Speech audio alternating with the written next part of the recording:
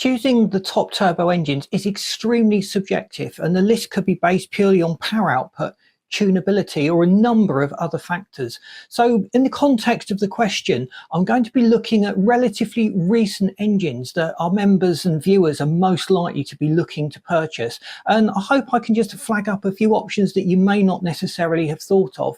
And you will probably slate me for not mentioning the classic greats like the 1.8 T20 valve from Volkswagen Group, the 2JZ from Toyota, the RB20 DETTs from Nissan, and the 4G63 from Mitsubishi, and lots of other classic engines. I will look at these classic powerhouses in other videos, and some of them I've already covered in great detail, so be sure to check out those videos. But for now, we're just going to look at what I consider to be the 10 most interesting and easy to live with turbo engines that are available relatively recently.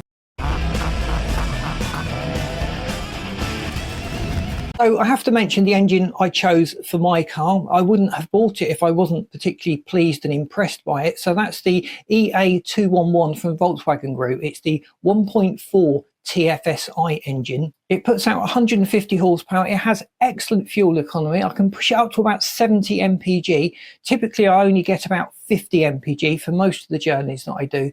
But I can also have a lot of fun with that engine. It's relatively small and light, and it goes quite nicely in the A3 sized car that I've got. It's probably not the most powerful engine out there, but it's certainly cheap to run. The road tax and the fuel tax that I'm paying is substantially lower just because of the engine and the way it's been set up. And I've had no reliability issues at all. And I've probably had this car about 8 or 9 years now. So it's getting on a bit, and I've had no troubles at all, no problems, no complaints from the engine. I know some of the early units were problematic, particularly those early twin charged units, and I think they've coloured everyone's perception of the 1.4 TFSI.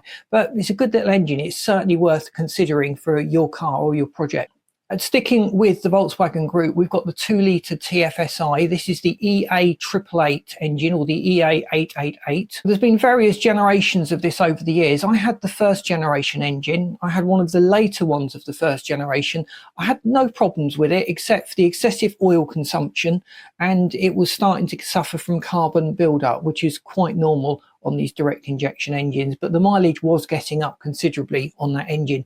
By generation 3, they've ironed out a lot of the early problems and a lot of the issues, and we're now talking about a fairly reliable, solid engine that gives a good release of power when you start tuning it and adding other modifications and upgrades to it. There's great aftermarket support for this engine as well. There's so many different options, turbochargers, and even other bolt-on modifications that really enhance this engine. And there is a lot of specialist knowledge out there, people that really understand these engines. So it's certainly a great one to have in your car. Now, I felt that I had to include a Honda engine. Now, they didn't make very many turbocharged engines, but thankfully they did turbocharge the K series in the Type R. I believe this was labelled the K20C1 generation of engine. It puts out 306 horsepower. It's supremely reliable. There is very little information out there on common problems or things that are always going wrong with these engines, and it's just a great engine to work from. And again, it's one of those engines that's got lots of aftermarket support. There's a lot of specialist knowledge out there where people have built up an appreciation of this engine over the years through the many different iterations and generations of it. So it's a great engine to go for. Now we come to Subaru. We're talking about the FA24. There's actually quite a few different Subaru engines I could have talked about here. The EJ20, the EJ25 are popular examples, but I've chosen the FA24 because it's a nice size, 2.4 litres. It's a reliable, solid engine, and it was fitted to quite a few fun cars, including the Subaru WRX edition of the Impreza. The thing I really like about this engine is the noise. These boxer engines make a fantastic noise on tick over. It's probably one of the best sounding engines out there, and it's putting out 260 horsepower or more, depending on what you've done to it and depending which model of car that this engine is fitted to. So it's a great engine. There's lots of other Subaru engines that I could have listed in here, but some of them require a little bit of specialist knowledge or a little bit of attention. They're probably not the most reliable engines if you just want to have the car and neglect it. But let me know what your thoughts are from the Subaru lineup, which engine you feel is that standout top engine. I had to include a BMW engine in this list, and there were lots to choose from, particularly turbocharged engines.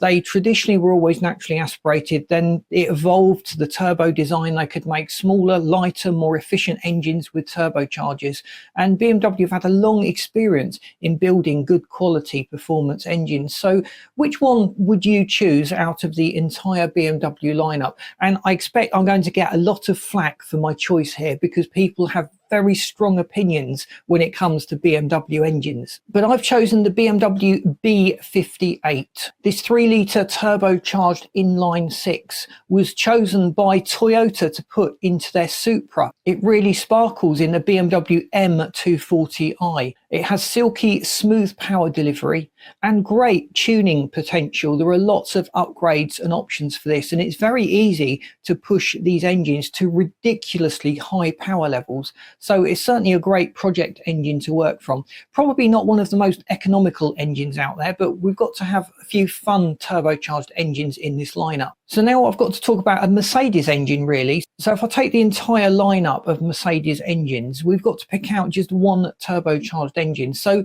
for that, I've chosen the M139. It's a turbocharged 2-litre inline 4. And in some setups, it delivers over 400 horsepower from the factory. So it's been decreed to be one of the most powerful turbocharged engines available. So it's no surprise that AMG chose this engine and fettled it and extracted these enormous amounts of power from it, because it's a great base for any project. You can't go wrong really with these M139s. I know that a lot of viewers watching this channel have Ford engines and are big fans of Ford, so I really have to include a Ford engine in this. Now, again, there's lots to choose from the entire Ford lineup, but I've chosen the Ford 2.3 litre EcoBoost engine as fitted to the Mustang and the Focus RS. It generates up to 350 horsepower. There is great aftermarket support for this engine, so lots of upgrade options, lots of tuning potential to just fettle this engine and get it to the power levels that you actually want.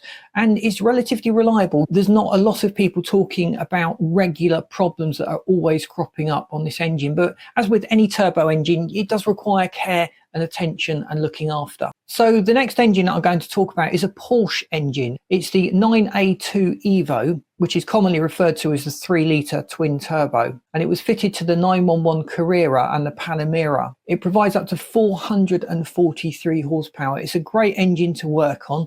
Obviously, depending on which car it's in, some of them can be quite fiddly to get to. But again, it's a good, solid, reliable engine that puts out lots of power, and the power delivery is quite smooth and linear. You'd be forgiven for not knowing it was a turbocharged engine when you were driving it. The boost comes on relatively low down in the RPM range, which was an aim of Porsche's engineers. The next engine I'm going to mention here is from Volvo, and it's a rather unusual engine because it used a supercharger and a turbocharger. So I've chosen it because it's a standout engine for me from the Volvo lineup. It's the 2-litre T6 Drive E engine. It offers great amounts of power. It's a really nice, solid, reliable engine. It's not an engine that has a great deal of aftermarket support.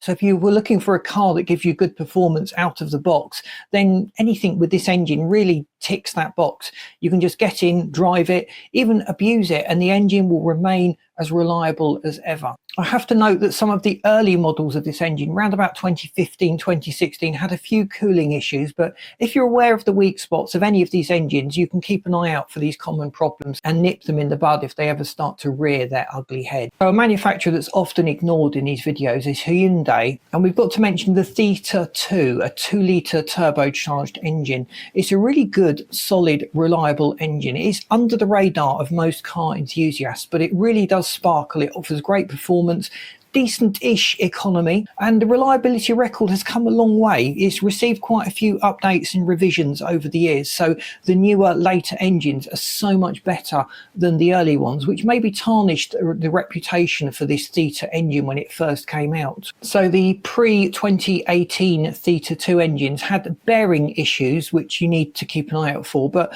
after that, they seem to be fairly solid and fairly reliable. So please let me know what you think of this top 10 list best of turbocharged engines. Whether you agree with it, whether you would have swapped some of these engines around, or have I completely missed a little gem out there? Please let me know in the comments what you think, and maybe we can even do an in-depth video on this specific engine in the future. So thanks for watching. Please boot the like button, because that really does help us to get out there. The algorithm loves all the likes. It loves the subscribes. If you've not subscribed, don't miss out on the great content we've got lined up. And I've lined up this video and this playlist for you that you should find really interesting. Thanks for watching. See you in these next videos.